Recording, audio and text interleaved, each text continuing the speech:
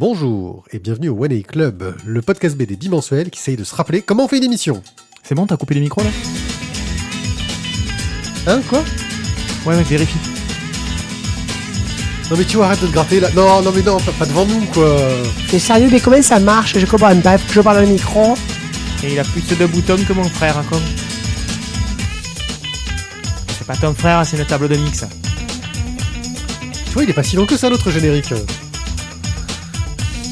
Elle a pas d'air, c'était moi. Maintenant, c'est en LED. Ah, ce podcast avec tout cet humour bon enfant qui ne sent pas le vieux. Ça sent la naphtaline. Ça Je sent suis- le Ça sapin. peigne. Sapin, c'est bien. Je suis One A Pied, mais vous pouvez aussi m'appeler Pierrick ou Pied, comme le font mes amis. Car ce soir, nous revenons enfin au monde du podcast classique bimensuel pour de vrai. Après des semaines et des semaines, 8 semaines sans vraiment faire d'enregistrement standard, on va dire. Enfin, nous enregistrons. Vous entendez à nouveau notre voix suave, qui va pouvoir vous bercer. Et vous parlez surtout de bande dessinée. Et pour parler de bande dessinée, je suis accompagné de mes deux meilleurs amis de la bande dessinée, qui sont... Peut-être deux meilleurs amis tout court en fait. qui sont à la bande C'est dessinée deux ce que seuls la amis. couverture rigide ça, c'est est... toi qui l'as dit. T'as hésité, hein ? J'ai hésité. Ouais, je me suis dit pas. Voilà, vous êtes, vous êtes ce que la couverture rigide à la bande dessinée. Vous prenez beaucoup de place et vous servez à pas grand chose. Mais vous me protégez des agressions. Putain. Hey. Oui, voilà, Pierrick merci. qui vanne, merde. Oh la En vache. plus, elle était bonne, hein. parce Elle que était bonne, d'habitude, Thio. Ah ouais, je suis toujours là, ouais. Voilà, et Alors, Isaac. excuse-moi, Ouais, je suis c'est le moi. premier ou le quatrième ? Ah. Quoi le... Ah bah écoute, Ah oui, c'est la une couverture. couverture rigide. C'est ça. Qui est où en fait ? Qui est derrière toi ? Non, toi, tu es la 5e de couverture. Eh oui. C'est Isaac, toujours par derrière. Docteur Layen Tizak. Donc, on va vous parler de bande dessinée. On va commencer par Ouais, une petite ça change rubrique un peu. online pour se mettre en jambe, parce que voilà. On va parler de vieux trucs. Je vais parler des Eisner Awards pour vous dire, ouh, le truc de vieux. Ensuite, on va passer sur nos chroniques. Les cinémas, c'est pas les trucs qui ont lieu tous les ans ? Ouais, c'est ça. Ah donc c'est un truc de vieux, ouais. c'est ça. On n'avait pas parlé déjà dans l'émission 16. Ouais. Et donc, on va parler de la Crête des Étoiles, de Evil Empire, de Star Wars Tom 1, une famille fantastique, Tom ou non ? Tom, oh non. de Solo Tomo Uno, Solo, de Jabberwocky, Oui, alors voilà. Alors, Jabberwocky. Jabberwocky, Jean-Pierre Mocky, la BD. Jabberwocky, tome 1, la BD. Non, alors tu vois, justement, si on fait un Tipeee, ça peut être un bonus. Tu vois Oui, on leur met toutes les conneries qu'on peut raconter en dehors. C'est vrai. Mais par contre, ça veut dire qu'il faut qu'on s'enregistre tout le temps. enregistre nos conneries, ouais. Et un petit express rapide sur un auteur qu'on aime bien, mais une BD dont on a déjà parlé. Voilà. Et ça sera fini. Et Je ce pense sera que fini. c'est pas mal. Puis on va commencer par le online. Allez, C'est parti. c'est vraiment un vieux sujet que vous ressort, parce que je mets régulièrement mes petites BD online de côté. Et là, je suis allé... Il y a eu des sélections pour les Eisner Awards, et il y a eu les numériques. Maintenant, il y a une rubrique numérique, quoi. Et j'ai été voir ceux qui étaient disponibles sans payer, parce que je suis un rat. Voilà. Oh, le mec. Et j'en ai vu deux dont je vais vous parler. Un qui s'appelle Lighten Up, pour commencer. Je l'ai fait à l'envers, tu vois. Voilà. J'ai senti que t'étais emmerdé pour lire le premier. Alors, t'as sauté au deuxième. Non, en fait, c'est un vrai choix éditorial, parce que le deuxième, éditorial. le deuxième, j'aurais plus de choses à dire dessus, ce qui est un peu plus intéressant à mon goût. En gros, c'est... Lighten Up. Voilà, c'est juste l'histoire donc l'auteur nous raconte qu'il est coloriste, en vrai, dans la vraie vie. Et il nous raconte que un jour, alors qu'il dessinait, qu'il faisait les couleurs d'un truc de X-Men, un des personnages lui a dit que ce serait bien qu'il l'éclaircisse un peu. Oula. Et là, il s'est dit, mais qu'est-ce qu'ils ont voulu dire? Où est le racisme dans tout ça, etc. Et donc, c'est un peu toutes ces réflexions autour de ce sujet. C'est très joli, c'est très bien fait. Un super travail sur la couleur, justement, où Et l'éclairage. chaque aplat de couleur a son code web. Dièse, Voilà, machin. là. son code web, couleur, etc. Enfin, son code RVB, voilà. C'est super sympa. Ou Pantone, peut-être, j'en sais rien. Enfin, on s'en fout. Bref. Blague de geek. Non mais j'aime bien moi, tu vois, les réflexions comme ça où t'as quelqu'un qui se parle à lui-même, tu vois. Il s'interroge, il se répond et il se relance. Ouais. En fait, si tu veux, on peut te laisser, on va se faire un café. parce que vous là, je l'avez n'ai pas lu? eu. Bah non. Bah oui, moi j'ai lu le titre. Voilà, donc voilà, c'est ce que je me disais. Vous pouvez même pas m'aider, alors je me débrouille tout seul comme je peux. Bref, c'est assez court, mais vraiment très sympathique à lire. Voilà. L'autre BD que j'ai sélectionné, je vais tenter de lire le titre justement, vu que tu te moquais de moi, ça s'appelle These Memories Won't Last. Yes, baby. Voilà, These c'était pas memories trop won't mal. last. Motherfucker. Là, These memories won't last, motherfucker! Ouais, c'est ça, je trouve. utilise vraiment le côté numérique au top, où en gros quelqu'un nous raconte son père qui vieillit.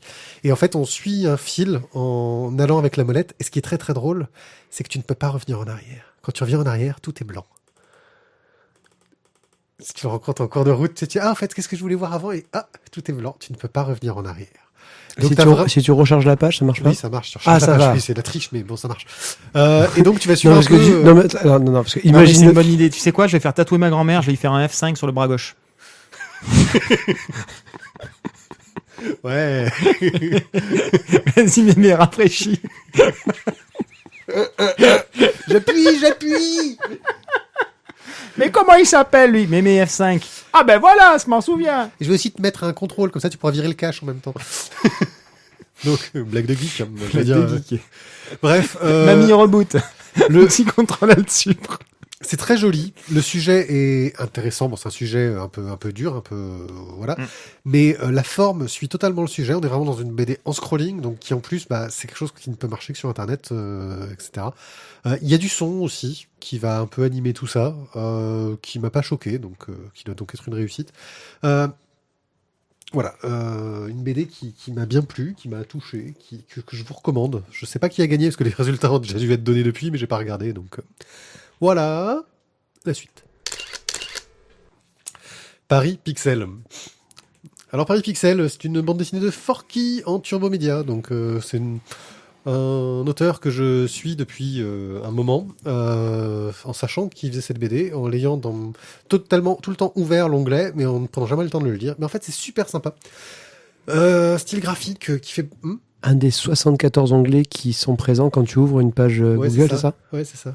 Ouais, il a mis 8000 milliards de gigas de RAM. Ah mais je t'assure que quand tu ouvres ça passe Chrome, en fait, t'as 27 ou 30 onglets différents, quoi. C'est un truc de ouf. Et à chaque fois que tu ouvres, en fait, si tu veux, tu peux te faire un café le temps que Chrome charge, quoi. Pour ça, j'ai mis une extension qui charge pas les pages. Enfin bon, on s'en fout. Bref, Paris c'est une Pixel nous émission raconte spéciale l'histoire geek, de deux sœurs qui vont s'installer à Paris, dans la vieille maison de leur père. Et bien sûr, il y a des trucs Et ils bizarres. trouvent une pièce secrète.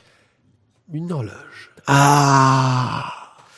Une horloge bizarre. Et à l'intérieur, Surtout qu'il y a des sortes de méchants qui vont essayer de la piquer. Mhm. Voilà. Et donc, ça part dans l'action, le fight, etc. Il y a une des deux sœurs qui est un peu Yamakasi et tout. Enfin bon, c'est cool, c'est super bien dessiné, c'est super dynamique. En plus, l'auteur... c'est du Turbo Média.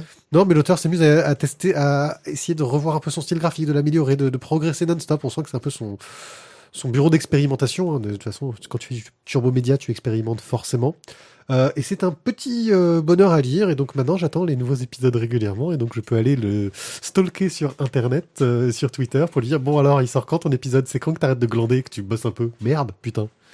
Voilà, Paris Pixel. Que c'est bien. Allez, le comeback de la vengeance. et donc, la semaine dernière, vous avez eu la joie. Il y a 2 semaines. Il y a Parce qu'il y a 15 une jours, flashback entre-temps. ouais, ça y est. Il y a 15 jours, vous avez eu la joie de découvrir dans la rubrique online 100 milliards d'immortels de Stéphane de Caneva. On disait que ce serait bien d'en faire un On crowdfunding. l'a dit, franchement, ça a l'air vraiment, ça déchire, c'est trop bien. Moi, je m'étais régalé, j'avais tout lu d'une traite. Et en fait, maintenant, je peux en parler dans ma rubrique crowdfunding, parce qu'en fait, ils ont lancé un Ulule. Alors, qui a déjà fonctionné, il vous restera une dizaine de jours quand vous écouterez ceci. Ouais, c'est ça. Là, il en est à 246%, donc du coup, c'est quand même sympa.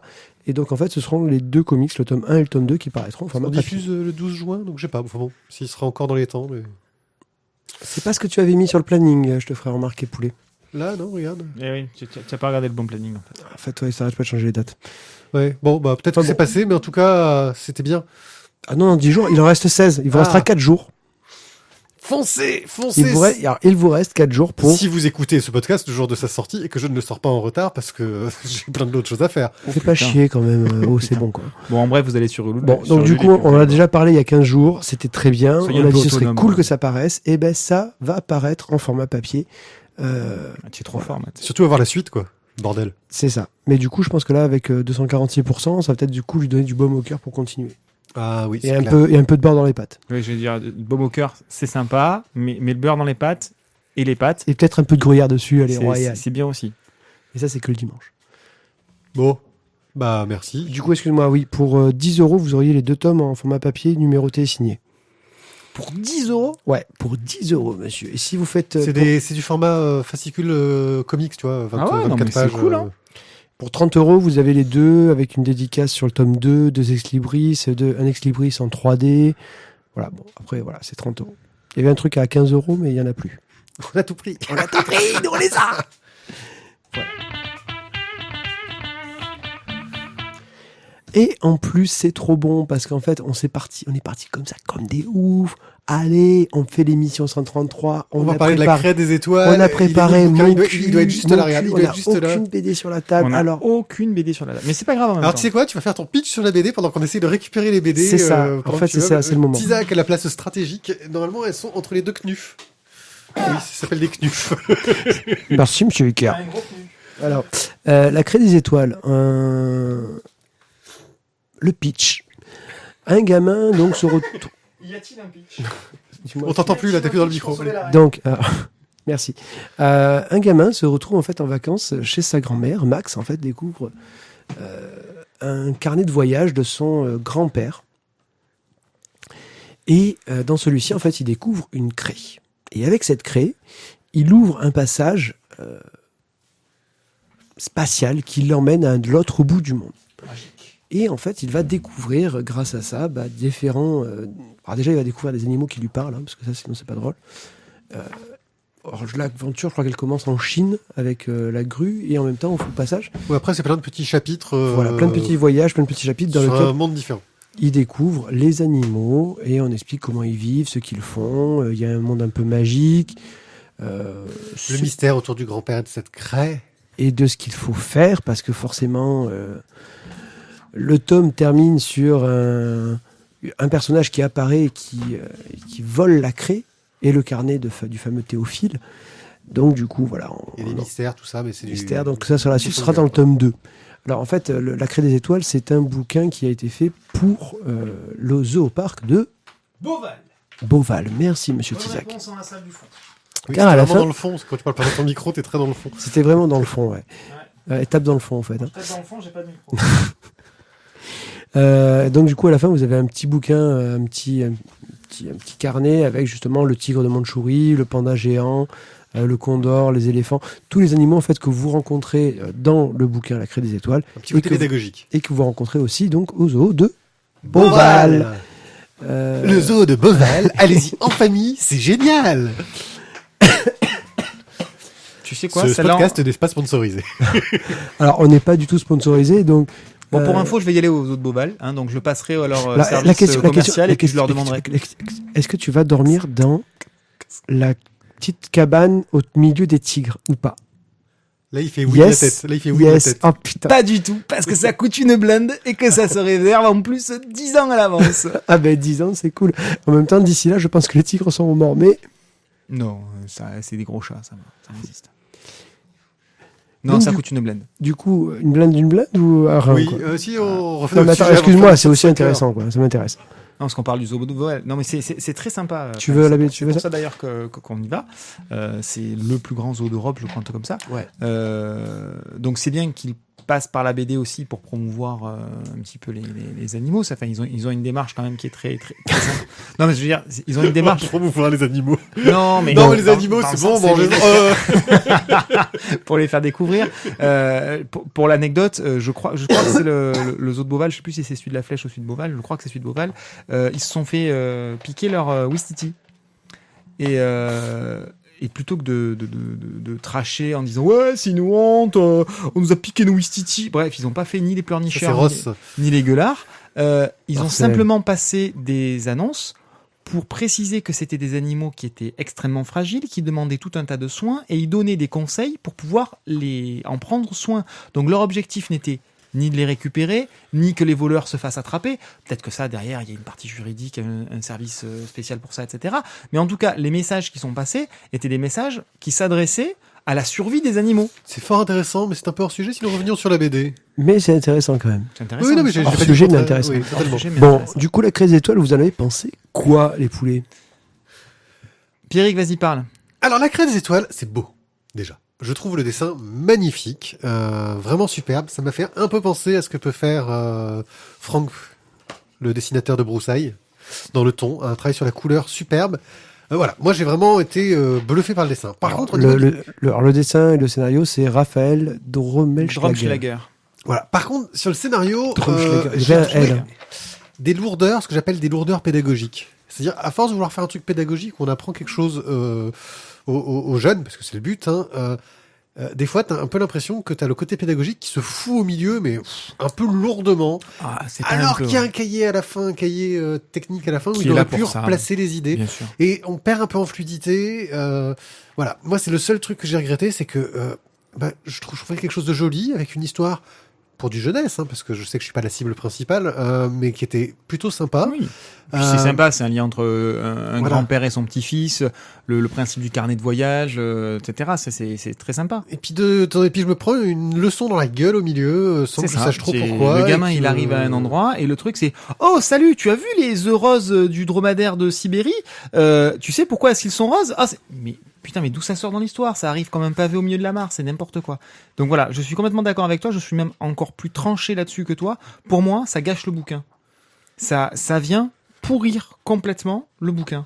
Alors que le dessin est sympa, les couleurs sont très bien, l'idée de départ est bonne, mais alors le traitement scénaristique est catastrophique. Je sais pas si c'est. Après, le problème, c'est que voilà, comme on a un projet en partenariat avec, qui a une volonté pédagogique dès le départ, si ça a été imposé par l'auteur, je sais pas comment ça a été perçu de son côté. Mais voilà, moi, ça m'a un peu gâché cette lecture, qui en soi, pourtant, est plutôt, voilà, c'est vraiment une très belle BD qui aurait, je pense, mérité un peu plus de légèreté, de souffle, de respiration pour qu'on apprécie la beauté des paysages, des animaux, etc. Je suis d'accord avec toi, alors soit c'est un problème, un choix, à mon avis, de l'auteur, qui est du coup, à mon sens, un mauvais choix, soit ce sont des contraintes éditoriales, des contraintes financières qui ont fait qu'il a fallu raccourcir. Et La du mort au coup- capitalisme! Ouais, bon. Ok. No passaran.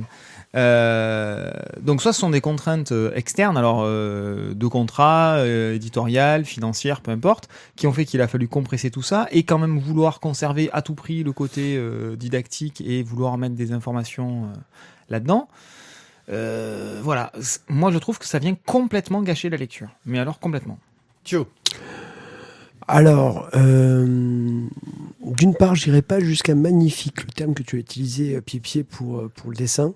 Moi, j'adore, mais bon, ça, c'est purement alors, subjectif. Mais c'est pas. Alors, il est très beau, il me plaît beaucoup.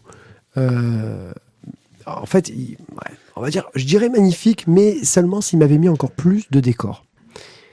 Parce qu'il y a des cases où il a des décors qui déchirent sa race. De la contemplation, mec. Mais c'est ouais, mais en fait, du coup, écoute, j'avais des goûts de luxe, tu vois. J'aurais voulu qu'il y en ait encore davantage, parce qu'il a fait, il y a vraiment quand il dessine les temples, je crois que c'est en Inde, c'est splendide. Vraiment, moi, je suis resté sur la page, j'ai fait putain, c'est trop beau, quoi. Et de temps en temps il arrive à la montagne et en fait il n'y a rien.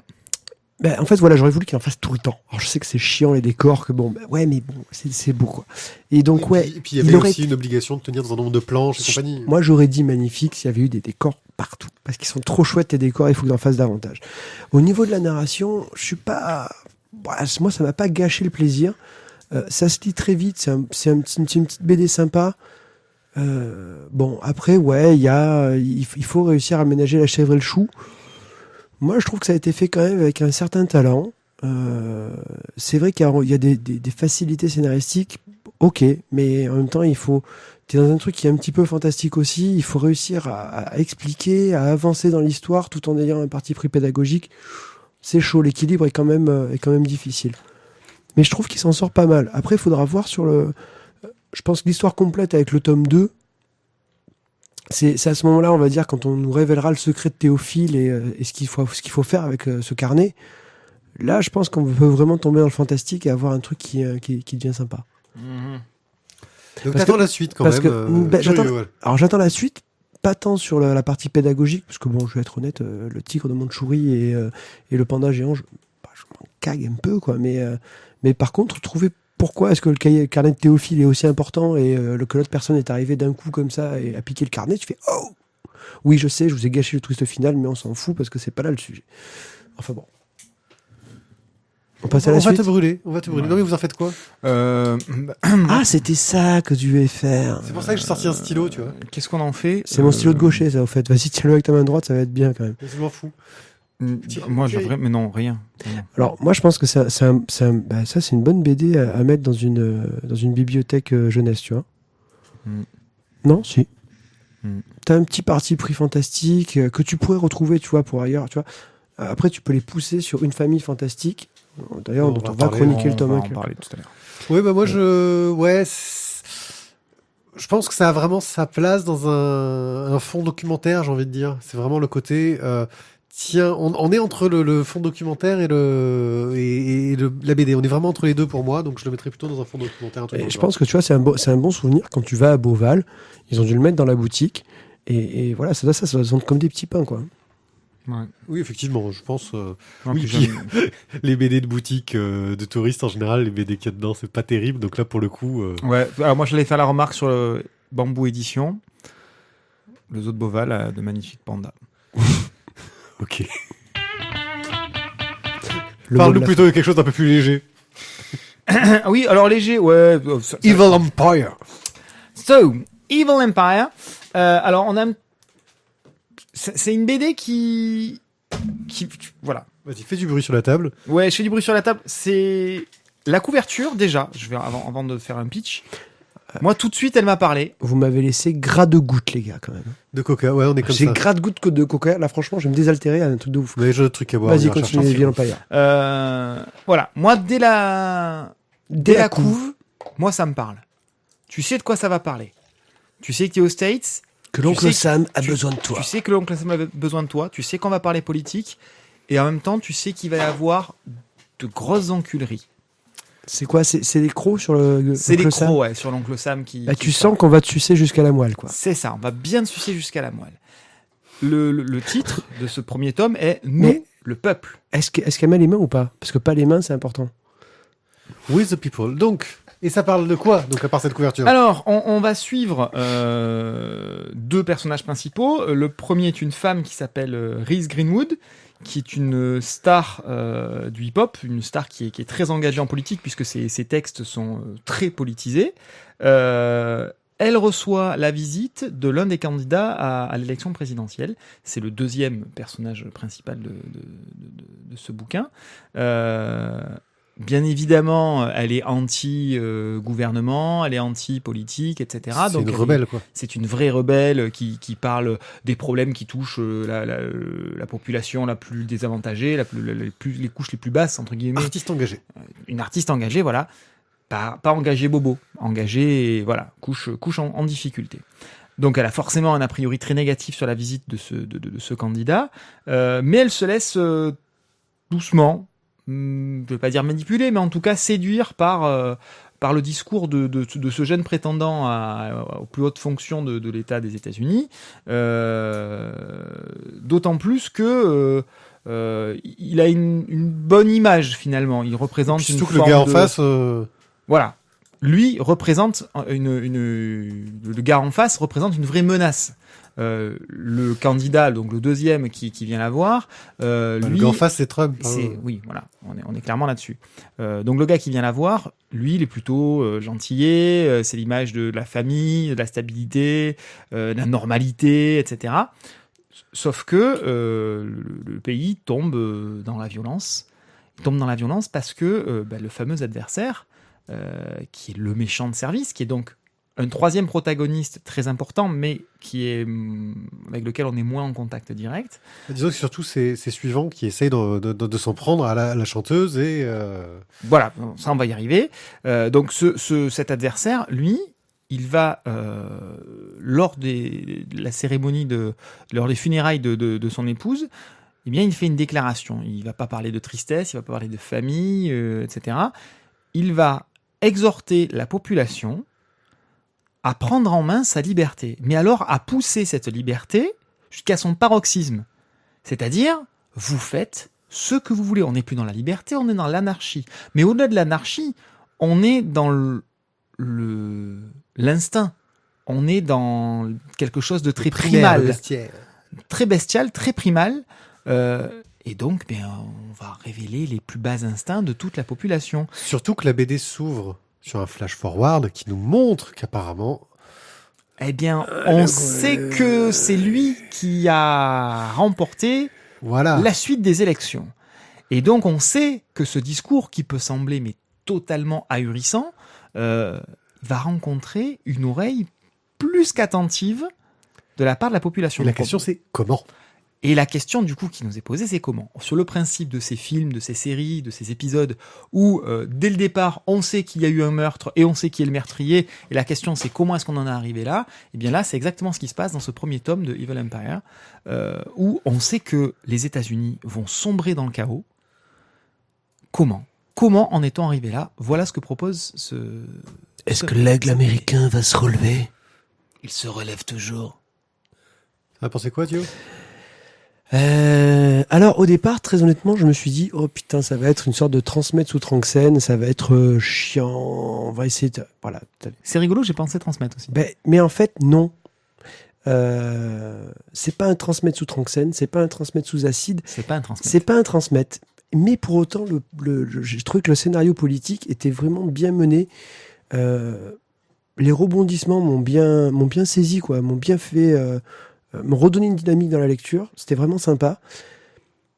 Après, il y a un truc qui m'a un tout petit peu chiffonné, c'est que j'ai pas trouvé que la qualité du dessin était toujours la même. C'est assez inégal. Il y a des planches qui sont bien dessinées, il y en a d'autres où ça m'a un peu moins convenu, quoi.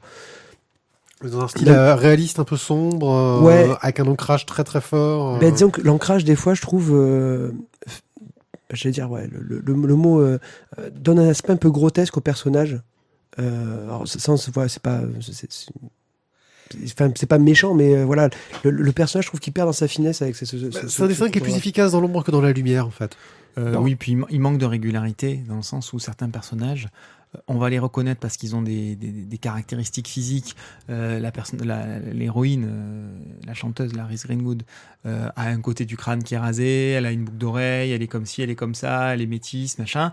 On la reconnaît, mais sauf que franchement, si on prend les X fois où elle est représentée dans la BD, vous mettez toutes ces représentations côte à côte, il y en a peut-être 2 qui sont identiques, mais sinon, globalement, alors que c'est le personnage principal, elle change clairement de dessin à chaque fois. Après, je pense aussi que, de toute façon, pour moi, on est clairement dans une BD à scénario, où ce qui est mis en avant, ça va être la qualité scénaristique. Il faut juste avoir un dessin qui va permettre de soutenir ce sujet, et pour moi c'est efficace. C'est un dessin d'ambiance plus qu'un dessin. C'est pas exceptionnel, mais ça marche bien. Alors, c'est pas exceptionnel, mais là pour un tome 1, je pense que c'est un peu comme un transmettre. La première fois qu'on a lu un transmettre, honnêtement, on s'est dit c'est quoi ce putain, c'est what the fuck, quoi. Le truc, c'est complètement barré, ça part dans tous les sens. Ouais, le mec, c'était déjà très fouillé. Il a un agitateur de boyaux. Oui, mais sauf qu'au début, t'avais pas l'aspect politique dans transmettre. Au début, c'était vraiment un aspect le titre en entier pour ceux qui veulent chercher, c'est Transmétropolitane, et c'est très bien. Tu avais qu'un aspect en fait justement sur le média et sur la production. Ça parlait pas de politique au début, ça parlait de médias. Ça parlait de médias et de journalisme. Tandis que là, tu es vraiment dans de la politique, dans ce qui fait l'institution, dans ce qui va dire. Voilà. Et je trouve qu'au niveau du scénario, au niveau des rebondissements, au niveau de tout ce qui est la structure narrative, c'est vraiment bien fait. Moi, ma petite faiblesse, ça a été au niveau du dessin. Attends, je suis en train de perdre ma voix, les gars, je suis désolé. On entend ça. Le dessin, un peu inégal à des moments, fait que du coup c'est un petit peu dommage. Mais honnêtement, ça m'a pas gâché le plaisir. Exactement. Je l'ai vraiment lu d'une traite et ça m'a quand même semblé bien sympa, quoi. Moi, ma déception, c'est le twist final du tome que j'ai vu venir à... Ouais, mais ça c'est parce que tu fais pareil dans les séries télé. Et ça m'a un peu déçu à ce niveau-là, on va dire. Voilà. Alors, qui est-ce qui est mort dans Game of Thrones ? Je préfère... Là, c'est du spoil carrément, parce que là, je ne l'ai pas regardé, mais... Oui, voilà. Disons que le twist final, qui t'annonce quelque chose qui va être très intéressant pour la suite. Hein. Je l'ai un peu vu venir à 40 km, donc ça m'a un petit peu gâché le plaisir. Mais c'est vrai que ça reste, je trouve, une série très intéressante, qui pose des questions intéressantes. Maintenant, il y a aussi un truc qui m'a un peu gêné, c'est que au niveau de la... je trouve que ça... Il y a un côté qui m'a pas convaincu d'un point de vue de la crédibilité de l'histoire. C'est-à-dire où je me suis dit, mais non, ça marcherait pas, ça c'est pas possible. Tu vois, des moments où tu te dis... c'est quoi qui marcherait pas pour toi ? je sais pas, la façon dont les choses s'enchaînent globalement. C'est-à-dire que on voit pas des réactions, on voit pas de réaction d'opposition avec le côté lâchez-vous, etc. Elles sont pas assez marquées, je trouve. Voilà, moi j'ai trouvé que ça passait parce que c'était un scénario de BD, mais que ça manquait de réalisme. Non, ça manque pas de réalisme parce que je veux dire si tu veux, tu as qu'un aspect de l'histoire qui est traité. Et entre guillemets, si t'as quelqu'un qui regarde jamais la télé, tu vas voir que son côté de l'histoire, et tu auras pas les médias qui vont peut-être t'en montrer un autre, et encore, je dis bien, peut-être te montrer l'autre côté de l'opposition. Donc du coup, oui, t'as pas d'opposition. En même temps, je trouve que moi, c'est une histoire qui convient bien aux États-Unis. Ils sont capables de tous les trucs, quoi. Ils ont élu un acteur de cinéma comme président, ils ont été les premiers à prendre un black comme président. Bon, là, ils vont prendre peut-être le premier facho de l'histoire ou une femme comme présidente. Ouais, ils sont capables de tout. Donc, honnêtement, ils interdisent des Kinder Surprise, mais par contre, tu peux t'acheter tes armes automatiques et ton lance-flamme. Voilà. Par contre, tu vois, un Evil Empire en France, ça pourrait pas fonctionner, tu vois, clairement. Mais moi, je trouve que non, ça fonctionne très bien. Non, parce que ça demanderait des politiques impliquées. Ok. Non, stop. Bon, vous en faites quoi? Moi, justement, je pense que ça se met... J'attends clairement la suite de ça, parce que c'est... disons que pour moi, ça a la capacité à être un bon transmettre, à être à l'égalité sur la même ligne. Tu vois, le jour où je voudrais peut-être transmettre des choses aux gens, je vais tiens, lis ça. Peut-être que ça... Quand tu veux transmettre des choses. Transmettre des choses. Oh, c'était subtil. Ouais, moi, je suis mitigé, tu vois, je me dis...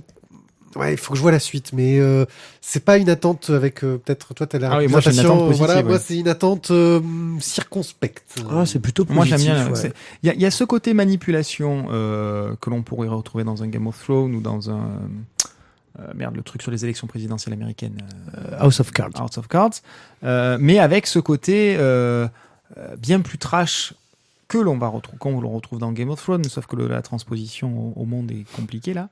Mais il y a quand même des éléments de trash qui se retrouvent des deux côtés. Beaucoup de déception, beaucoup de manipulation. Et puis alors, la bonne manipulation, quoi. On n'est pas sur 2 coups d'avance, on est sur 12 coups d'avance. Et voilà, j'aime beaucoup ce genre d'ambiance. Je trouve que c'est bien rendu. Ok. Star Wars. Tome 1. Star Wars tome 1, une bande dessinée parue chez Panini Comics. Au scénario, Jason Aaron, un scénariste qui est très réputé, qui a fait de très bonnes choses, même si j'ai lu... j'ai lu des trucs de Jason Aaron, je sais plus. Scalp, c'était pas lui? Si, je crois que oui, c'est lui. C'est lui. Donc voilà. Mais on n'a pas lu la fin, en fait. Non, on n'a pas lu, faudrait que j'achète la suite un jour. Hein ouais. Et John Cassaday au dessin, un artiste que j'aime beaucoup, qui dessine sur Planetary, il me semble. Si je dis pas de bêtises. Ça me dit quelque chose, Ouais, ils sont là, les Planetary, tu peux vérifier si ça te prend. J'ai pas le bras assez long. Donc, Star Wars nous raconte que l'Alliance rebelle a détruit l'Étoile Noire. Donc on est un peu après l'épisode 4 en fait. Ouais, on est ça. juste après l'épisode 4. Mais donc après aussi Star Wars Rogue Squadron en fait. Ça oui. Et qui n'est pas encore paru. Voilà. Et ce qui se passe, c'est que... Peut-être ne paraîtra pas d'ailleurs.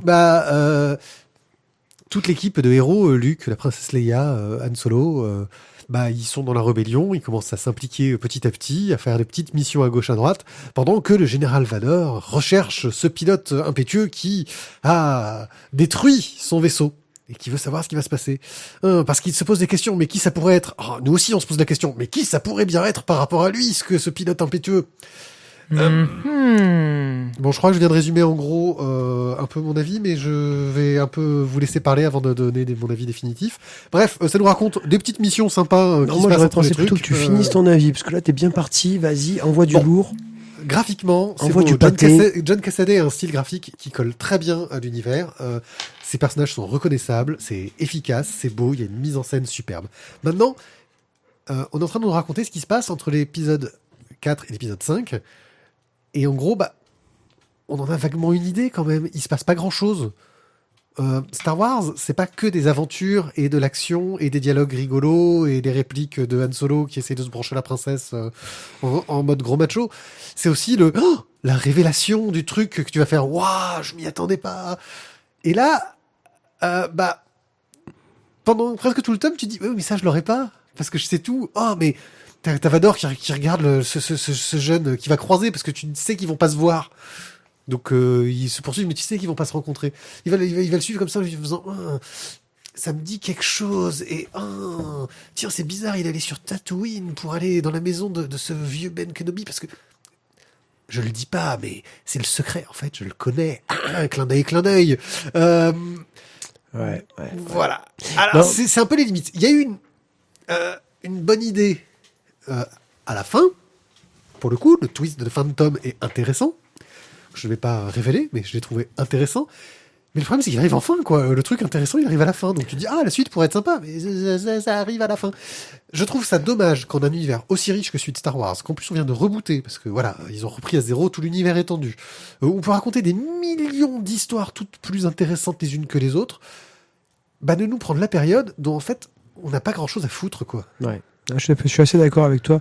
Alors moi, je dirais, c'est que la rébellion, c'est cool. T'as la cool attitude. Mais en fait, il y a des moments où tu vas bouffer à la cantine avec tes potes. Et quand tu bouffes à la cantine avec tes potes, en fait, il se passe rien. On se fait chier. J'ai l'impression que c'est l'épisode à la cantina, tu vois. Mais même pas la cantina de Moses Lee, quoi. La cantine de la base rebelle où en fait on se serre à la chaîne, quoi, et on se fait chier. Par contre, non, ce qu'on peut saluer, c'est que d'un point de vue de la conformité à l'univers, du ton des dialogues, de la façon dont c'est écrit, mais c'est dans le canon, mais c'est superbe. Je veux dire, tu te dis, quand tu vois un dialogue de Han Solo, tu as la voix du doubleur de Han Solo. Non, mais c'est sûr. Mais je me suis fait chier. Voilà. Donc, graphiquement, je suis d'accord, c'est joli. Scénaristiquement, ça m'a rien apporté du tout, quoi. Clairement.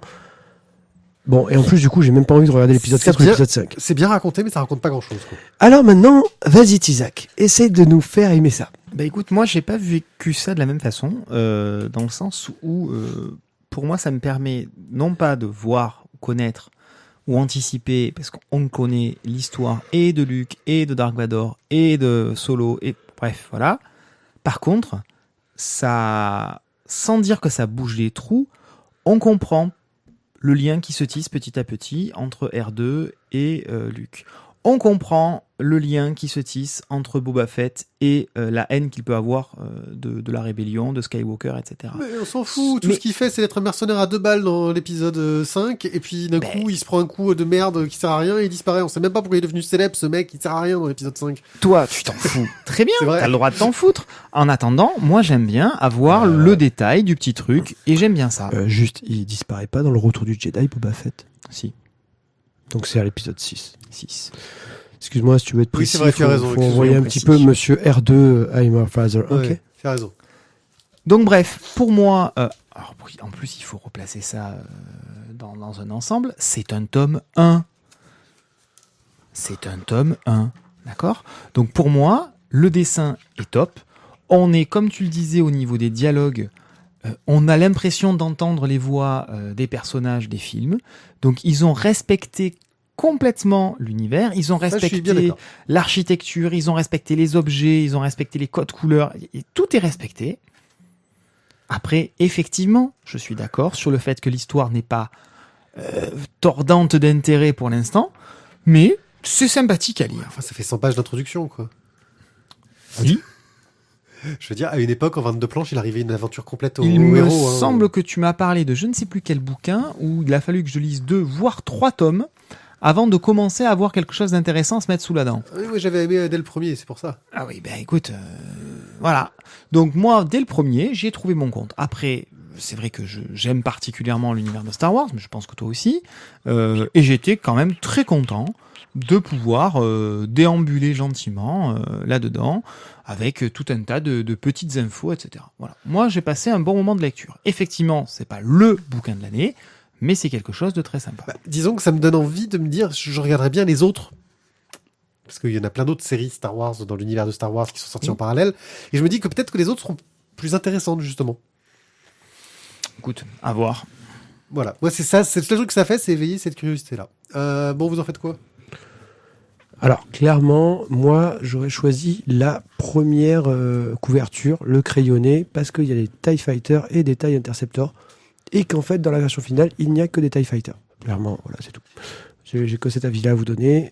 Honnêtement, qu'est-ce que j'en fais ? Rien. Ok, Rien, parce que si. ça a pas d'intérêt pour moi. Bah écoute, moi je l'ai Acheté. Je l'ai acheté pour le petit à la base. Et tu vas lui voler. Et non, ça sera le début de sa collecte Star Wars. Voilà, il va commencer à rentrer dans l'univers là-dedans.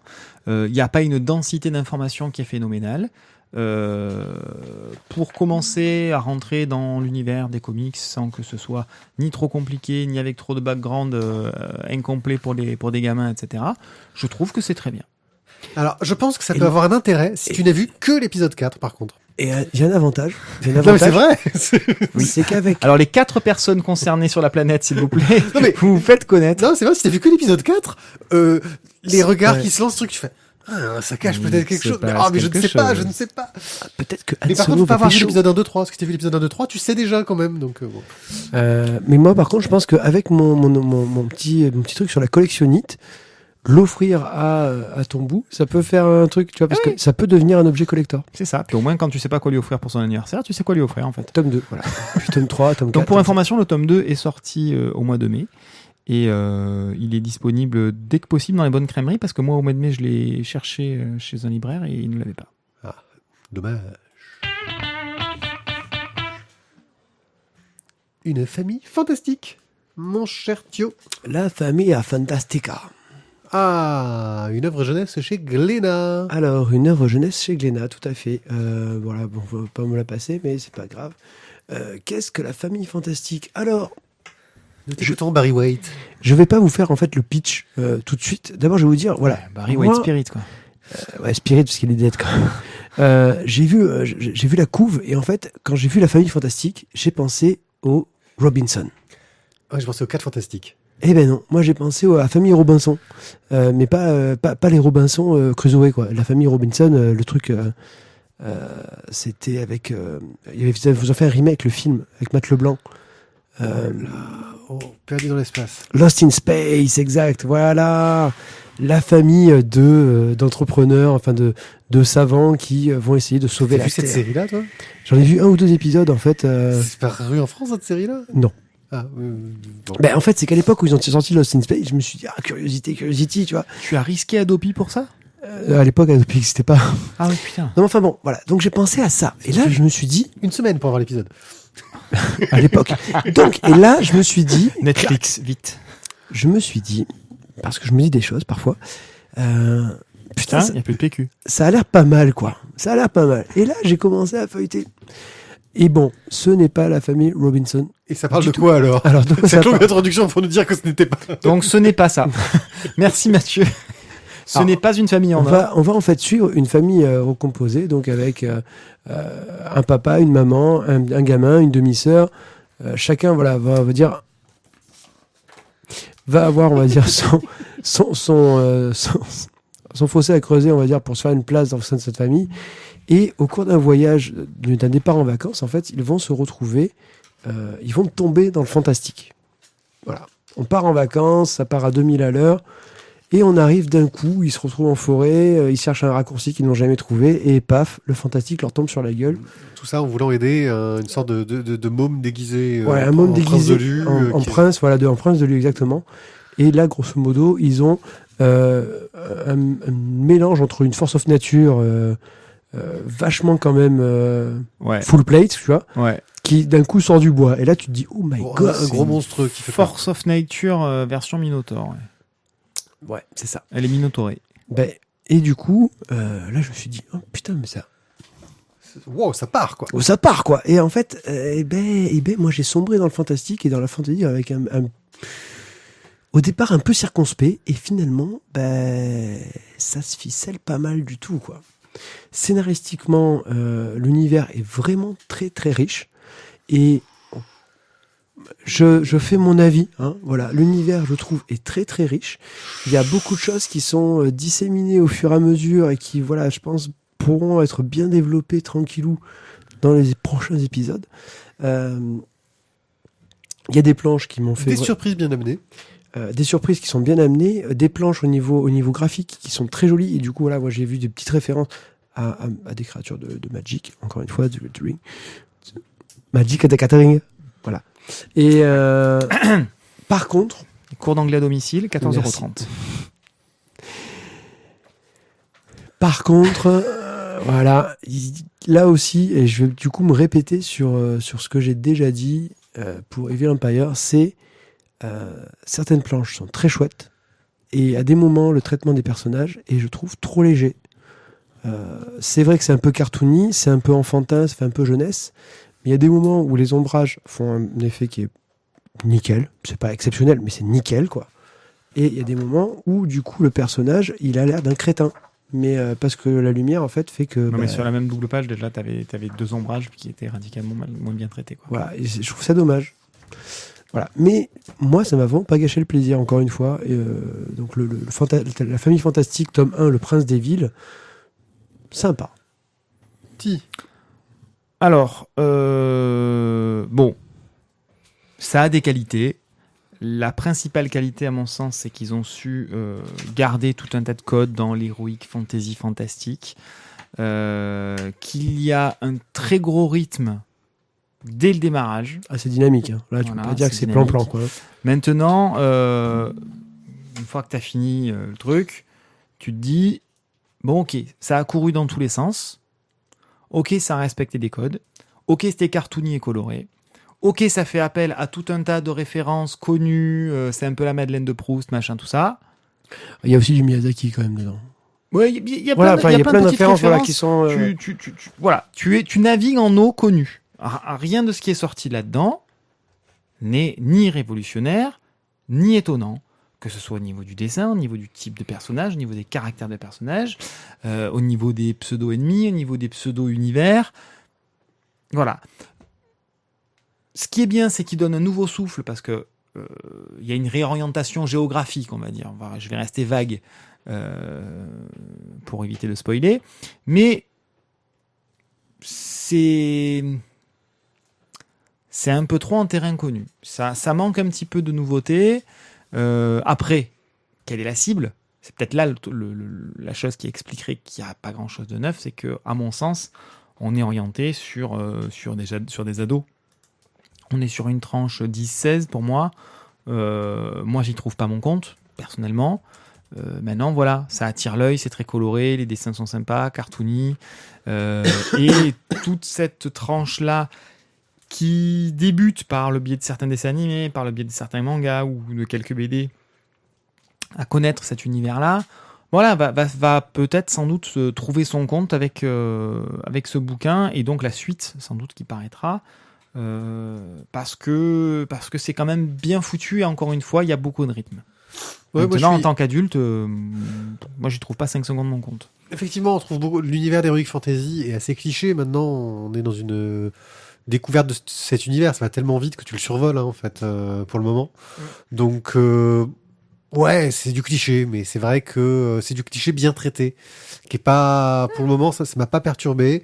Moi, j'ai pris du plaisir à le lire. J'ai trouvé ça sympa et je pense que j'aurais adoré étant plus jeune. Là, ouais, je dirais manque un peu peut-être de profondeur par rapport à mes attentes d'adulte maintenant, quoi. Mais c'était, voilà, je trouve que dans le genre de BD qui touche sa cible à la perfection, c'est très réussi. Et je suis un peu retombé, en enfance en le lisant, parce que je me suis complètement laissé emporter dans le truc, je me suis bien fait plaisir, je me suis attaché au personnage. L'usage de la famille recomposée est très moderne et bien traité. Ouais. Oui, le personnage du beau-père, là, il est assez sympa, quoi. Puis je trouve que les rebondissements au niveau du scénario sont quand même... ils sont plein de bonnes idées. C'est pas, je suis d'accord, c'est peut-être pas super original, mais c'est bien mené. Moi, j'ai vraiment passé un beau moment, en fait, là-dessus. Après, peut-être quoi, là, comme tu dis, on n'est pas la cible et ça t'a pas touché. Et puis c'est très très riche pour. Mais tu vois, pour autant, c'est pas une mauvaise bande dessinée. C'est pas la bande dessinée du siècle. On est bien d'accord. Mais je trouve que moi, le traitement était sympa, quoi. Le traitement est sympa, c'est honnête. Après, voilà, il y a, comme tu le disais, il y a une inégalité au niveau de certains dessins. Après, il y a certains raccourcis, il y a certaines erreurs à mon sens, encore une fois, ça n'engage que moi, mais de cadrage ou de largeur de plan, ou à l'inverse plutôt de plan trop resserré pour certaines scènes d'action, et où du coup ça devient un peu cafouillage. Mais c'est très honnête comme travail, c'est très honnête comme présentation, et voilà, ça en s'adressant à une tranche 10-16, peut-être même un poil plus large, ça a le mérite de pouvoir trouver un public qui va pouvoir s'intéresser à ça, et de façon très honnête. Voilà. Très bien, vous en faites quoi? Je vais l'offrir aussi aux petits.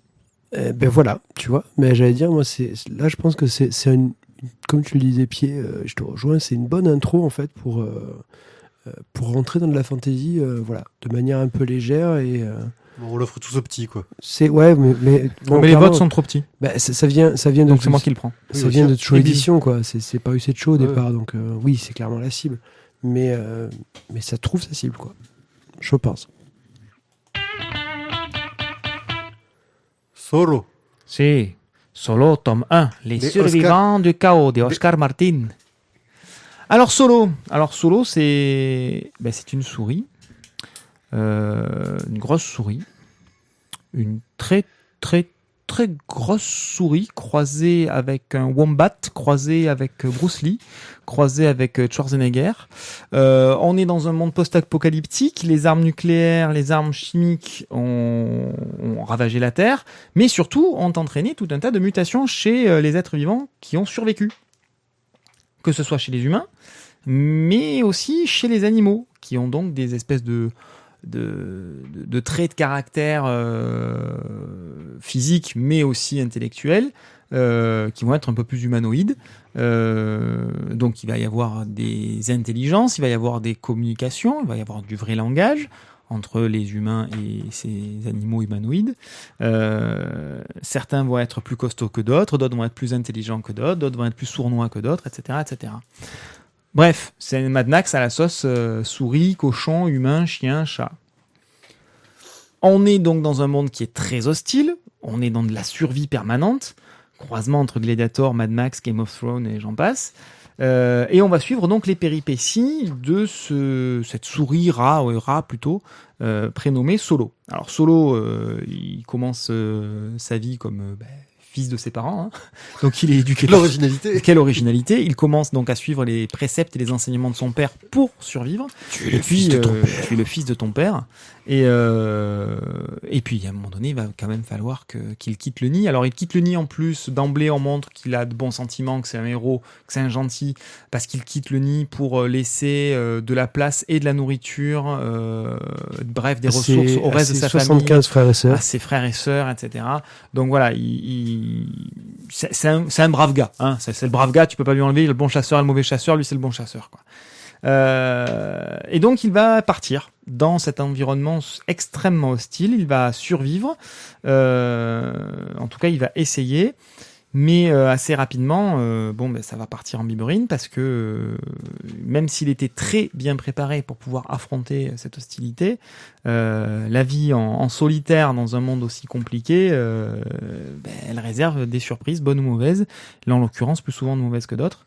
Et c'est ce qui va lui arriver. Il va très vite être capturé, il va très vite se retrouver asservi et il va essayer de se sortir de cette condition. Dans ce livre, on nous parle de façon factuelle de ce qui lui arrive, mais on essaye aussi de nous faire comprendre et de développer le cheminement intellectuel, l'évolution intellectuelle et psychologique de ce personnage, ce qui se passe dans sa tête, pourquoi est-ce qu'il pète un plomb. Je ne vais pas encore rentrer dans l'analyse de mon ressenti. Totalement à côté de ça. On pourra en parler 2 secondes. Mais je trouve que ça permet de sortir aussi simplement du Mad Max. Voilà. Thio, ton avis?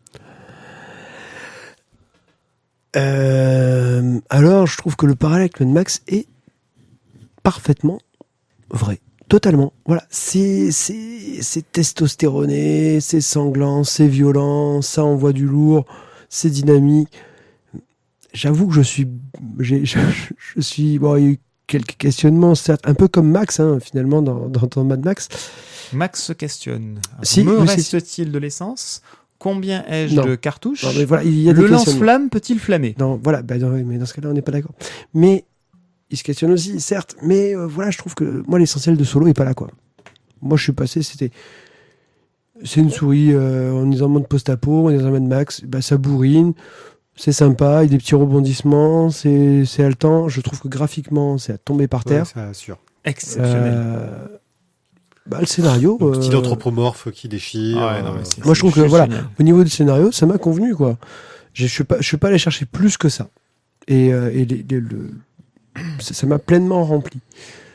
Maintenant, bon, voilà, j'avoue que j'étais peut-être pas dans une période de réflexion sur moi-même, sur le sens de ma couille droite C'est sur la gauche. Et donc, ouais, non, j'ai trouvé ça sympa, j'ai trouvé ça bien fait, mais ça manque d'enjeu, je trouve. C'est-à-dire que, ouais, c'est bien, on voit que c'est dur. L'enjeu, c'est la vie. survie. Ouais, enfin bon, ça va, on comprend très vite, quoi, non? Je sais pas, c'est... Attends, Je t'as me jamais ferais- joué à Fallout, toi? Ouais. Fallout.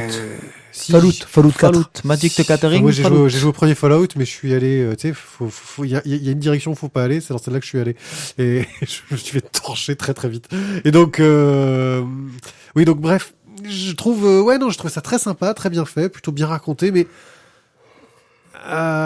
on a l'impression que le gars il se fait plaisir, il raconte des scènes d'action, des scènes de fight, que c'est cool, etc. Mais il raconte pas grand-chose d'autre, quoi. Donc, Alors, moi, je dirais, tu vois, j'avais eu dans l'idée de faire un deuxième parallèle. Conan le barbare. Pour moi, Solo, c'est un mélange entre Mad Max pour le monde post-apo et de Conan le barbare. En fait, on est sans le côté sur bitch. on est sur tu sais, la roue qui tourne, tu vois, et où il devient fort, il devient costaud, Conan, tu vois. Et en fait, là, notre souris, c'est pareil, tu vois, elle va aller pendant des années, elle va trimer, elle va devenir costaud, après, elle va devenir un champion des arènes, ouais, maintenant, je suis un méga Gladiator, combattant. ouais. Et c'est exactement ça, quoi. C'est déjà un super combattant au début. Oui, Ouais. mais il l'est encore plus après. Mhm. Et donc, La Ouais. vie l'a endurci. c'est un Conan. Et à la fin de Conan, c'est que le tome 1, tu vois. Mais à la fin de Solo, en fait, on C'est s'aperçoit un qu'il roi. voilà, il devient un roi. Le roi de Souriville. Parce que, C'est très. Alors ça, je trouve que c'est très moche de dire ça, quoi. ouais. Bon, je peux revenir dessus. Bah vas-y, je t'en prie. Justement, sur le principe de cette évolution et de la roue qui tourne, pour faire l'analogie avec Conan, je suis complètement d'accord, sauf qu'en plus, l'auteur essaye de nous montrer l'évolution du caractère. C'est-à-dire que Solo, au départ, il a de bons sentiments. Au départ, il aime sa famille. Au départ, il aime ses parents. Au départ, il aime ses frères et sœurs. Et en fait, on termine ce tome, il ne ressent plus rien. Il n'a plus aucun sentiment. Ah non. Ah si, si. Ah non. Ah si, si. Ah non. Il n'a plus... 2 secondes. Il n'a plus aucun sentiment. Les quelques dernières pages ont pour objectif de le faire ressortir de cette torpeur pour retrouver des sentiments. Donc à la fin, il a des sentiments. Donc je ne dis pas comment ça se termine, mais tout le bouquin, il est sur cette descente. Putain, c'est mauvaise foi man ou quoi? Je peux finir une phrase, bordel. Vas-y, finis ta phrase, mais t'es Sur quand même mauvaise tout foi le man. bouquin, on est sur cette descente, sur cette perte d'identité. Oui, il y a des scènes d'action, oui, ça fight, oui, c'est du Mad Max, oui, c'est du Gladiator, oui, c'est du Conan, sauf que l'auteur a essayé de rajouter ça, mais à mon avis, ça a mal été rajouté. C'est le seul reproche que je fais au bouquin, c'est qu'il y a cette dimension pseudo-psychologique du personnage qui est dite, mais on la sent pas. Je l'ai même pas remarqué, mais, en fait. mais voilà. Mais c'est dit. Tu l'as peut-être lu en travers parce que pour le coup, toute la fin du bouquin, c'est ça. Mais c'est dit. C'est dans les textes. C'est dans les dialogues avec l'espèce de ratonne qui rencontre à la fin. Mais ce n'est en aucun cas ressenti dans le reste de l'histoire, dans ses actions, etc. On ne ressent pas cette descente, ce qui est bien dommage. Voilà, c'est le seul reproche que je fais au bouquin, parce que le reste est très bien foutu, les scènes d'action sont magnifiquement retranscrites, les dessins sont exceptionnellement bons, je Je trouve. sais pas, un côté très film C'est d'animation. très On sent que, détaillé, au niveau c'est- de la dynamique, un Ah côté, ouais, mais et puis c'est- de la finesse du trait. C'est juste génial, voilà. Des dessins comme ça, c'est juste génial. Et là, pour le coup, tous les dessins sont de la même qualité. Hein. Il n'y a pas de baisse de qualité tout au long des pages. Hein. C'est juste génial. Donc voilà, donc c'est juste cette histoire de perte d'identité qui se veut donner un peu de profondeur au personnage, qui peut avoir un intérêt, qui est à mon sens voilà mal retranscrite au niveau des émotions. Voilà. C'est dit, c'est factuel, mais on le sent pas. Ok, vous en faites quoi? Bah, le problème, c'est que ça peut pas rentrer, parce que c'est un format un peu particulier, ça rentrera pas à côté d'un DVD, de Conan le Barbare, par exemple. Oui, dans un format américain. Ouais. Je ne sais pas trop où... Non, celui-là, je peux pas le faire au petit. Hein. Non, mais Non. pour moi, je trouve que pour du post-apo, ouais, c'est un bon post-apo, quoi. C'est un bon post-apo. Ouais. Après, bon, t'as vu des choses dans le scénario, je suis vraiment passé très loin de ça, mais voilà, je pense que ça peut devenir un bon Conan, quoi. Ça peut devenir... Bon, à côté de Conan, ouais. Bon post-apo, bon Conan. Ouais. Ouais. Ti. Ouais, je vais faire comme Mathieu. Hein. Un bon Conan GURPS. Ok, moi je sais pas trop ce que je vais en faire. Vu que c'est pas le tien, c'est pas grave. Voilà. Bon, je pense que ça sera le plus simple. Jean-Pierre Mocky. Jabberwocky. Tome Bon. 4 à 7. Mais bon, Ouais, moi on je finit fais la tome série. 4 et 7, ça suffit. On finit la série en gros. Hein. Donc, Jabberwocky, pour rappel, nous raconte l'histoire d'un univers où les dinosaures ont évolué, sont devenus humanoïdes et ont survécu jusqu'à, je vais pas dire jusqu'à nos jours parce qu'on est fin 19e siècle. Jusqu'à leur jour. Voilà. Et en fait, ils essayent de rester discrets, de ne pas se faire repérer. Mais en parallèle, il y a des conspirations qui tentent de remettre les dinosaures sur le devant de la scène. C'est un dinosaure furtif. Et oui, il y en a. Et donc, on va suivre un peu ces aventures, et surtout les aventures de nos héros, Lily et Sabata, qui sont, donc, elle, une jeune femme, et lui, un dinosaure, qui travaillent pour une agence secrète qui s'appelle le Château d'If, et qui vont tenter de lutter contre les complots des méchants. Okay. Là, tu es mort de rire, parce qu'en fait, tu découvres cette BD. Ah oui, non, moi j'écoute pas Jabberwocky, non. Eh ben... tu peux en rire parce qu'en fait c'est totalement décomplexé et que ça se prend pas au sérieux. Moi quand j'ai lu les premiers tomes j'ai fait oh là là qu'est-ce que c'est que ce truc, etc. Et puis plus j'ai avancé dans l'histoire et plus j'ai fait ok, là d'un coup ils sont dans une ambiance western spaghetti et là ça part en vrille et là ça va dans tous les sens et c'est super rigolo, super drôle, super efficace. En plus le dessin est hallucinant, mais dans un noir et blanc très tranché, donc on rapprochera forcément de Frank Miller et de Sin City. Le dessin est vraiment hallucinant et sert très très bien cette intrigue péchue. C'est étonnant, hein, faut rentrer dedans, hein, parce que graphiquement c'est surprenant, mais c'est super efficace. Et puis on va suivre différentes histoires. Donc dans les premières histoires, il y avait différents complots, machin chose. Et là, on va avoir une série d'histoires où ils vont se retrouver à affronter quelqu'un qui arrive à contrôler Moby Dick. On va avoir... Oui, on a Moby Dick qui réplique. Ensuite, on a des gens qui font un complot pour voler des trucs dans une mine avec l'aide du cirque de... Mongolie. Buffalo Bill. Buffalo Bill, du cirque du Buffalo Bill. Ouais, on est dans l'époque, tu vois. Bref, toute une série d'histoires qui se suffisent en elles-mêmes, hein, qui sont plusieurs chapitres. Alors, il faut parfois plusieurs BD pour avoir un chapitre complet. Et la série s'achève sur le tome 7. Avec toute cette histoire autour de Buffalo Bill, etc. Et de la femme qui... Parce que Lily est censée être morte, se fait passer pour morte depuis qu'elle est rentrée dans le château d'If, parce qu'elle est recherchée pour se faire... Enfin, elle est recherchée, quoi. La femme qui la recherche, la retrouve, enfin...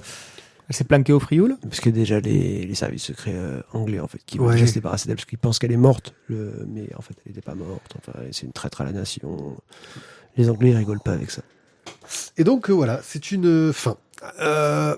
Petit souci, entre guillemets, c'est qu'on sent que c'est juste une série qui n'a pas suffisamment marché pour avoir de suite. C'est l'impression que ça donne. Oui, parce que la fin m'a laissé... sur ma fin. La fin est un peu bâcle, quoi. C'est bof. Voilà, c'est tout. On se fait un clin d'œil. C'est ça, ouais. J'ai trouvé ça un peu... C'est un peu ouvert, voilà. La couverture nous annonce que c'est à peu près la fin. Genre, la couverture nous annonce genre un mariage, tu vois, qui n'arrivera jamais dans la BD. Ah merde, t'as révélé le truc. dis donc. Ouais, c'est la couverture, quoi. Voilà. Avec tous les personnages en arrière-plan. On sent la couverture pour dire, regardez, c'est fini, on est content. Reproche que j'avais pu faire sur le premier tome, c'est le côté un peu trop sexualisé des personnages. Très exagéré. Et puis, en fin de compte, au fur et à mesure de la lecture, cette exagération va dans le ton de l'histoire. qui de toute façon est totalement exagéré sur tout et n'importe quoi. Mais vraiment sur tout et n'importe quoi. Tu as des dinosaures cachés dans des trucs plus petits, parce que c'est des tout petits dinosaures. Et voilà, tu vois, T'as les dinosaures Kinder. oui, c'est ça. T'as des trucs géants, ils ont des pouvoirs, ils peuvent faire sortir des griffes qui vont t'envoyer dessus. Il y a un côté steampunk avec les armes planquées qui se montent, que tu démontes. Ça part en vrille dans tous les sens et c'est super drôle. Je pense que cette BD a été publiée en France aussi parce que l'auteur a eu un gros succès avec sa BD suivante qui s'appelle Area 51, je crois. Dont j'ai entendu pas mal de bien. Je sais pas. Voilà, parce que c'est une œuvre de jeunesse apparemment de l'auteur. Bref, j'ai passé un bon moment à le lire, c'est défoulant, c'est pas prise de tête et plutôt cool. Thio, qu'en as-tu pensé? C'était un peu pareil en fait, parce qu'au départ, tu vois, du coup, sur le tome 1, t'avais été un peu à la. Je t'ai dit, ouais, franchement, c'est un peu pareil, mais ça a l'air sympa quand même. Et ouais, non, l'intrigue générale, jusqu'au tome 7, je trouve, est bien menée. Et scénaristiquement parlant, c'est quand même un peu plus fouillé que chaque tome, on va dire. Je trouve que, voilà, parce que moi, je vais refaire ma phrase, mais le tome 7 donne une cohérence globale à toute l'histoire du tome 1 au tome 7. Les personnages secondaires qu'on voyait au départ, qui finalement n'avaient pas grand intérêt, l'intrigue complète, on va dire, trouve vraiment son élément dans le 7, et là, on fait, oh, putain, mais la vache, en fait, c'était vachement plus compliqué, quoi. Ouais, il y a un vrai scénar, quoi, et c'était vraiment bien. Je me suis bien régalé sur le long de ces tomes. Bon, comme je te dis, le souci, cette fin qui est un peu bof, pas faite, quoi. Elle est pas terminée, c'est pas. Alors comme exemple, c'est peut-être aussi parce que ça n'a pas eu l'occasion, hein, mais on sent que soit l'auteur savait plus quoi dire, il s'est dit bon, moi je vais faire une fin histoire de faire une fin, qui est pas mauvaise en soi, mais qui on s'attendait. Est-ce que ça nécessiterait, tu vois, voilà. Que ça pète plus dans tous les sens dans une BD comme ça. Est-ce que Jabberwocky, voilà, nécessite de l'acheter tout de suite ou de se dire j'attends une édition complète? Une sorte d'intégrale qu'ils vont peut-être faire un jour. Non, parce que je suis pas sûr qu'on ait une sorte d'intégrale qui arrive un jour, quoi. Non, c'est sympa à lire. Je pense que le premier truc à faire, c'est de voir si on est intrigué par le graphisme, en fait. Parce que c'est vraiment hallucinant comme graphisme. Ouais. C'est pas évident, hein, Mais l'avantage, c'est que c'est un manga en 7 tomes. 7 tomes, oui, et c'est fini. Et donc, c'est plutôt cool. T'en fais quoi? J'en ai aucune idée de ce que j'en fais. Parce que j'ai essayé de le refourguer à un de mes potes, mais en fait, il est resté totalement stoïque, quoi. Tu vois, il a même pas bougé l'ombre d'une c'est narine. pas classique du tout comme manga. Voilà, et donc là, même du coup, déjà, je suis pas très lecteur manga, mais ça l'a pas non plus passionné, quoi. Donc, ouais, non, t'as pas voulu le lire. Oh, c'est tu peux regarde, tu vois, c'est ça. Tu vois, cette espèce de nez retroussé, là. C'est un peu. Autochtone, voilà. Robert De Niro, tu vois, voilà. Racisme anti-Asie, là. Oh. Ah, mais il n'y a rien qu'il aime, je te dis. Ça. Mais les Asiatiques, ils les aiment, mais que dans certains films, quoi. Ouais. Pardon. Désolé. Non, désolé, c'était un peu... Non, ça va. Oui. Aïe, bref. aïe. Qu'est-ce que j'en fais? Non, j'en fais rien. Rien. Pourtant, ça t'a plu? Mais si, mais ça m'a plu, mais en fait, là, tu me prends dépourvu, j'ai rien prévu. Il y a écrit d'avance, ouais, on est un peu d'impro, là, ce soir. Qu'est-ce que j'en fais? Bah, déjà, moi, je te dirais que je les ai lus avec grand plaisir. Je suis arrivé à la fin, là aussi, en ayant un bon dénouement sur l'histoire. Une fin de série qui est bof, clairement. Mais c'est sympa, quoi. Je pense que ça peut être vraiment un bon achat et une bonne lecture sympathique pour quelque chose qui, à mon avis, sort un peu de l'ordinaire dans le manga, quoi. Ah ouais, c'est le genre de bouquin que je rouvrirais bien de temps en temps pour revoir une petite séquence sympa, tu vois, me remettre dans le ton, remettre l'ambiance. Regardez ce dessin qui est les fights, hallucinant, quoi. Les fights ont la classe, quoi. Les fights de Sabata, c'est quand même... Le gunfight sont très très bien mis en scène. Voilà, quand le gars te tire dans le train du wagon à l'autre bout, mais qu'il a calculé qu'il y avait la courbe, il attend qu'il y ait la courbe parce qu'il va faire le train sur les rails pour pouvoir réussir à placer son coup à travers tous les wagons de l'Orient Express ou je sais pas quoi. Enfin, c'est des trucs de fou, c'est toujours génial. C'est ça, t'as un mec qui est à l'autre bout du train qui attend pour sniper, tu vois. Le campeur, quoi. Il tire une balle et il réussit, quoi. C'est Cobra, en fait. La classe, quoi. Ouais, c'est ça. Il peut incurver son rayon delta. Bref, voilà, plutôt cool. Express. Allez, un seul express, les amis, et nous avons fini. Cléo, le tome 2, alors. Avec la voix ou sans la voix? Je crois qu'elle est vraiment au bout du bout. Allez, fais court. On est dans un express. Cléo, donc le tome 2, donc c'est Richard Di Martino qui fait ça avec je sais plus qui. Cazenave. Cazenave. Ah oui, là, tu viens de la perdre d'un coup, là. Cléo, donc... Je excusez-moi. fais le pitch. Allez, je fais le pitch, je te laisserai donner ton avis, parce que moi, j'ai pas lu le tome 2. Donc, Cléo, tome 2. Cléo, c'est l'histoire de la reine Cléopâtre dans une série de gags en une planche, qui nous montre Cléopâtre jeune avec ses relations familiales, et qui en profite pour nous apprendre un peu de choses sur l'histoire de l'Égypte. Voilà, c'était un bon résumé, C'est un bon résumé. du pitch. On a quand même une bonne... moi, je trouve une bonne évolution entre le tome 1 et le tome 2. Le tome 1 était sympa et on avait un aspect pédagogique qui était, je trouve, bien mené. Dans le tome 2, je trouve que ça devient plus fun. Je pense qu'ils sont un peu plus à l'aise dans leur basket, dans l'écriture. Et j'ai vraiment passé un meilleur moment, on va dire, que dans le tome 1. Le tome 1, c'était sympa, c'était assez frais, ça m'a fait découvrir d'autres trucs, quoi. Et là, le tome 2, je trouvais qu'ils étaient au niveau des blagues, au niveau des Tu as pris du plaisir en tant qu'adulte, sans Ouais. forcément te projeter dans de la peau d'un môme, quoi. C'est clair, ouais. Exactement le même ressenti, c'est-à-dire que le premier tome de Cléo était bien, mais je me suis un petit peu fait yesh, ça manquait de fun. Alors que celui-là, c'était pas la grande poilade, mais c'est exactement ce que tu disais, c'est-à-dire que ça donne l'impression qu'ils sont plus à l'aise, qu'ils se lâchent un peu plus, qu'ils sont plus tranquilles. Voilà, c'est moins carré, cadré, ciselé dans le sens préformaté. Voilà. Ils ont épuisé les gags les plus évidents, c'est peut-être pour ça aussi. Oui, peut-être, mais en attendant, du coup, c'est un peu plus détendu. Il y a moins ce côté didactique qui était un peu trop prenant, sans faire de comparaison avec le bouquin, enfin la BD La Crée sur, des Étoiles, sur ouais. Boba, La Crée des Étoiles, dont on a parlé tout à l'heure. Mais de temps en temps, voilà, sur certaines planches, on sentait un peu que l'information, elle était un peu rentrée au forceps. C'était moins pavé jeté dans la mare, mais c'était un peu rentré au forceps. Et puis ça manquait de fun, ça manquait de fluidité dans la lecture, voilà. Là, ça marche mieux. Ok, donc c'est une série qui mérite d'être suivie si on est intéressé à l'histoire de Cléopâtre. Bah, donc, de Ça ne l'Égypte, se que suit pas, tu jeunesse, peux acheter le tome ouais, 4 voilà, c'est- sans avoir vu un 2, 3. C'est du gag historique, quoi. Voilà, donc c'est plutôt cool dans le genre. Exactement. Bon, il n'y a pas de tome 4, ni de tome 3 pour l'instant. Mais... Voilà. Ok, bon une série dessinée par Richard Di Martino dont nous reparlerons sans doute car nous avons une interview de lui en réserve. Eh bien, merci de nous avoir écoutés pour cette émission qui aura fait un petit peu plus d'une heure. On reste dans les clous. Ouais, non, on essaie de rester sur l'heure, mais bon, Ah, là, ouais, mais on les s'échauffe, clous. là, on reprend un peu le Ah. travail, on a un peu perdu le C'est rythme. Mathieu qui a plus de voix, là, c'est n'importe Voilà, quoi. ça fait parler C'est parce que ça fait combien de temps qu'on n'a pas fait d'émission? Ouais, ça doit être ça. J'ai attrapé un coup de soleil. Un coup d'amour, un coup de je t'aime. Oh là là, c'est... Père Fouras. Oui, c'est ça, Père Fouras. Ouh, énigme numéro 4. Donc, si vous avez apprécié cette émission, nous en sommes ravis. Nous vous recommandons donc de nous laisser des commentaires, Où est la clé? car les commentaires, c'est cool et que ça Chez permet Jawad. à Tizak de faire... de vous dire, de vous torcher la gueule sur nos splash pages. C'est pour ça, voilà. en fait, qu'ils veulent plus. Ouais, c'est pour ça qu'il va plus commenter parce qu'il est trop méchant. Allez, il a peur. Allez, Pour nous aider, vous pouvez aussi aller faire un tour. Disons, vous savez les petites images qui illustrent les articles que je me prends la tête à faire. Si vous cliquez dessus, c'est des liens vers Amazon. Alors même si vous achetez pas le truc sur lequel vous avez cliqué, Oui, par contre, il faut autoriser les publicités sur non, Adblock. ça marche. Ça marche Sans- maintenant Ça marche sans, ouais. Moi, je l'avais à la fin, il fallait que je le désactive. Ouais. Enfin bon, bref, ça vous permet de regarder les images et enfin.